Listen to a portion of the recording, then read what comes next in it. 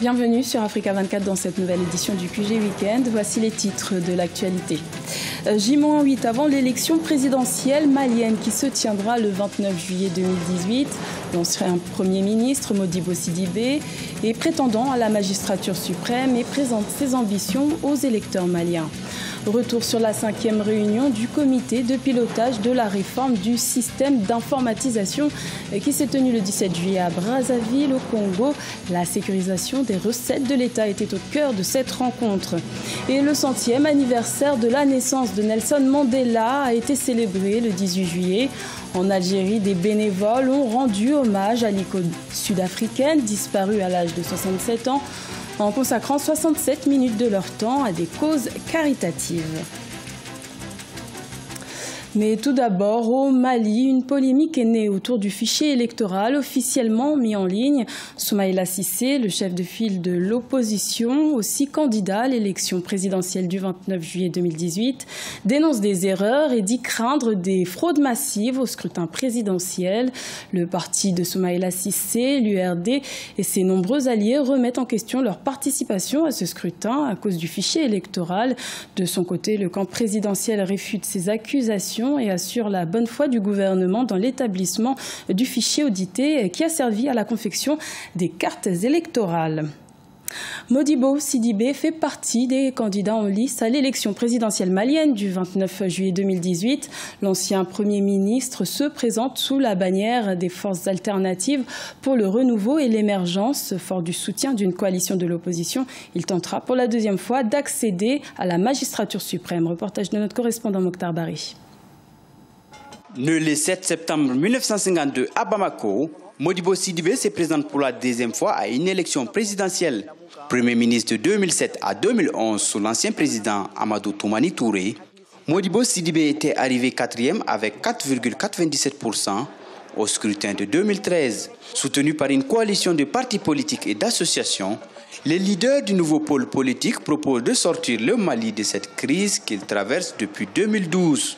Notre capacité à nous rassembler, notre capacité à discuter ensemble dans un vrai dialogue national devrait nous permettre de porter une nouvelle ambition décentralisatrice et une nouvelle ambition qui sera portée par un véritable pacte de décentralisation qui permettrait à l'État, à la fois solide, d'avoir la possibilité d'émergence de territoires qui contribuent à la consolidation de la nation.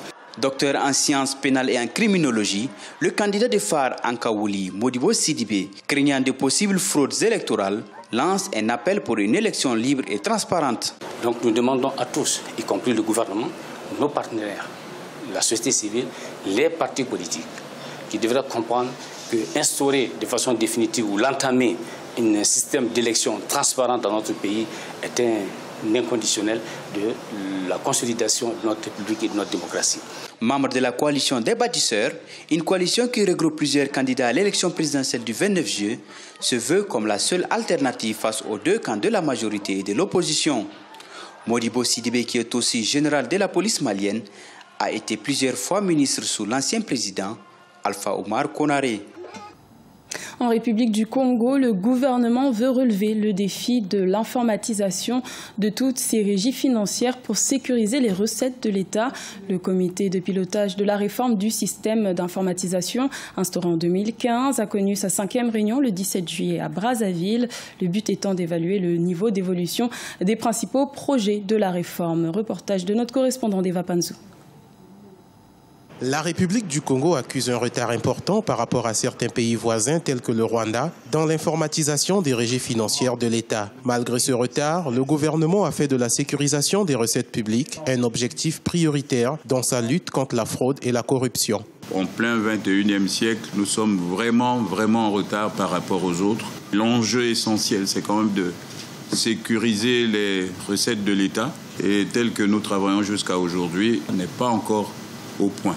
L'évolution du processus de l'informatisation des régies financières a été au centre de la 5e réunion du comité de pilotage de la réforme du système d'information ce mardi 17 juillet 2018 à Brazzaville. Au terme de cette rencontre avec les différents experts, on note une avancée considérable du projet. Nous sommes à notre 5e comité de pilotage et force est de constater justement que le travail avance normalement.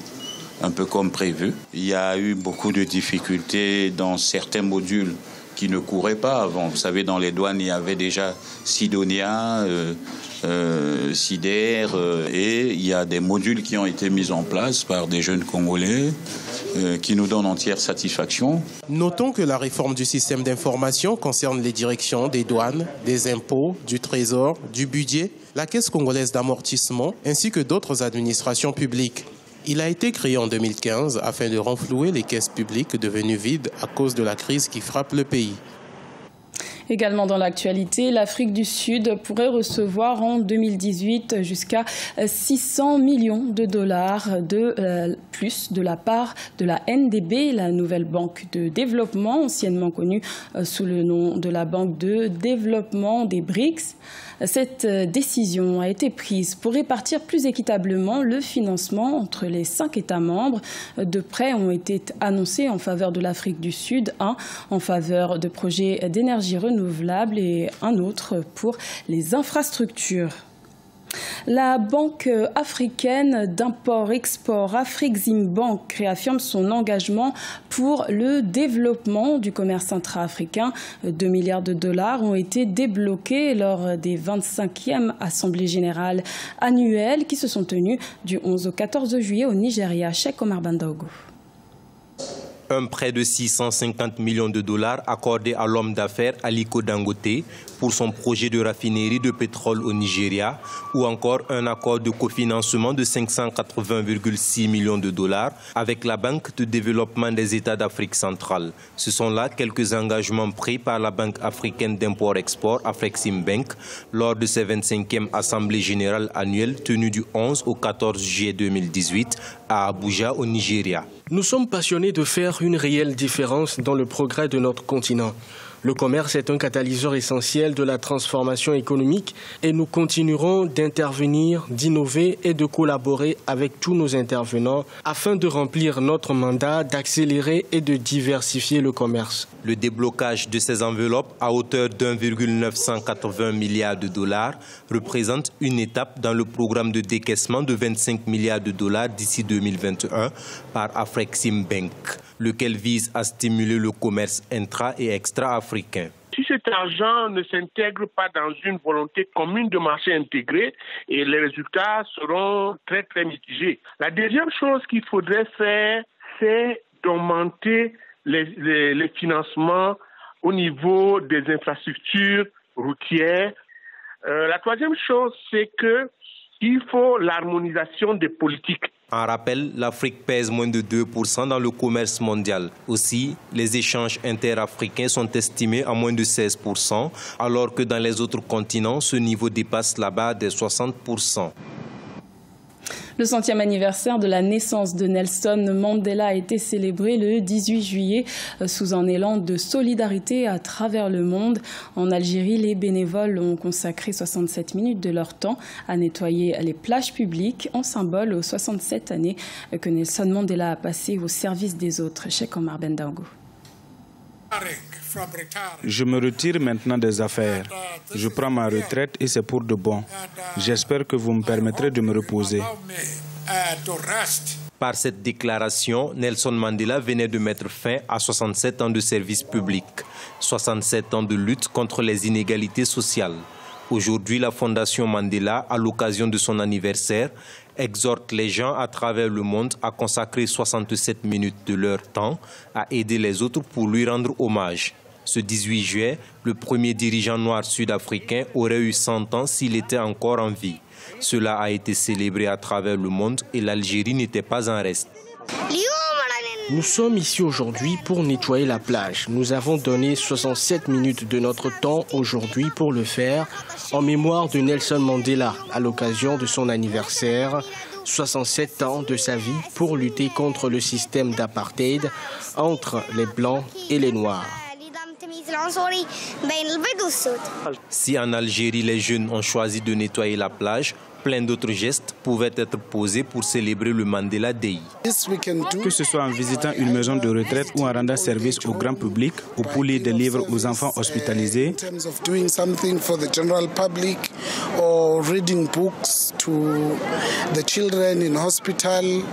le but principal est vraiment d'être là pour ceux qui sont plus mal lotis que nous. Le premier président noir d'Afrique du Sud, Nelson Mandela, est décédé en 2013 et reste une icône mondiale pour sa lutte contre l'apartheid et son message de réconciliation après 27 ans de prison.